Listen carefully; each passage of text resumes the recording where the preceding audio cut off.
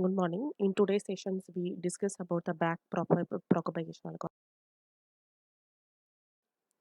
So, basic neuron model in a feed-forward network. So, this is a basic neuron model. You can see inputs Xi arrive through presynaptic connections and weights Wi, that is a synaptic efficacy, is modeled using a real weights. And finally, the response of a neuron is a nonlinear function f of its weighted inputs. So, inputs x1, x2, x3, and up to x20 weights W1, W2 up to W20, and it is summed to get an output or function F. Arise from other neurons or from outside the network. Nodes whose inputs arise outside the network are called input nodes and simply copy values. An input may excite or inhibit the response of the neuron to which it is applied depending upon the weight of the. What are the weights? They represent the synaptic efficacy and may be excitatory or inhibitory. Normally, positive weights are considered as excitatory, but while the negative weights are inhibitory. Learning is a process of modifying the weights in order to produce a network that performs some function. So output is finally we are using a function that includes sigmoid or the piecewise linear. So f of x is equal to, if you take any function that is 1 by 1 plus e power minus lambda x, f of x tends to x or 0 if it is greater than or equal to theta or less than theta. What is back propagation preparation?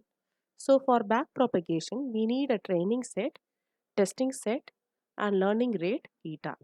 So what is a training set? So it is a collection of input output patterns that are used to train the network. Testing set, a collection of input output patterns that are used to assess the network performance.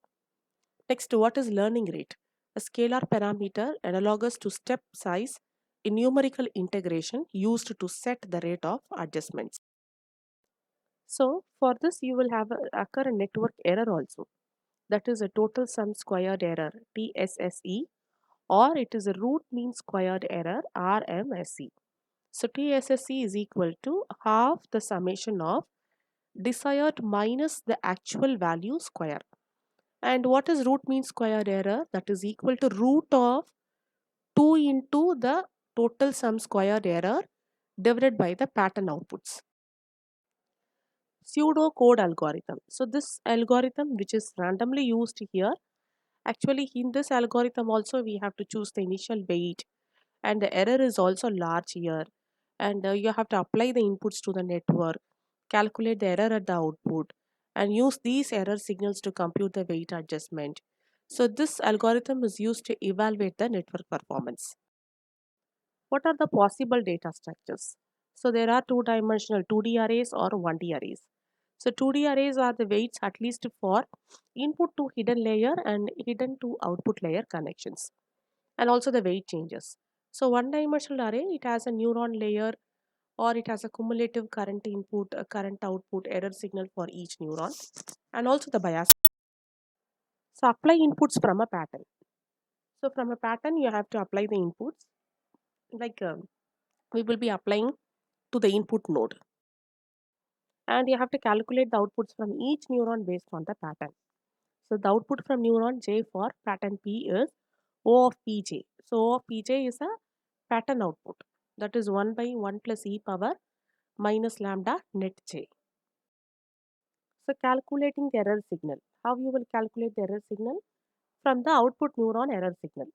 Okay, so we will be calculating the error signal using a sigma of Pj, that is equal to T, that is per error, Tpj minus Opj. T is a target value and Oj is an output value. So calculating the error signal for each hidden neuron.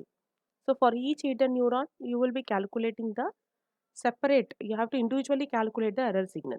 So that is sigma of Pj, that is equal to O of Pj into minus 1 minus O of Pj into summation del of Pk W of Kj.